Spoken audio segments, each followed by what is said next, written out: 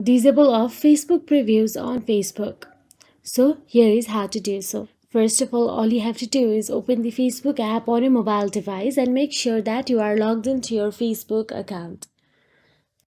Now, once inside the Facebook app, all you have to do is tap on the three dash menu icon at the bottom right corner of your screen and navigate to the Facebook menu section.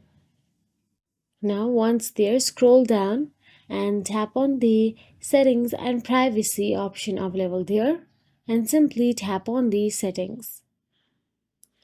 Now again inside the settings, scroll down and all you have to do is tap on the followers and public content option available there, and once you tap on it you'll be navigated to Facebook preview option available in there and simply toggle off that switch to disable it.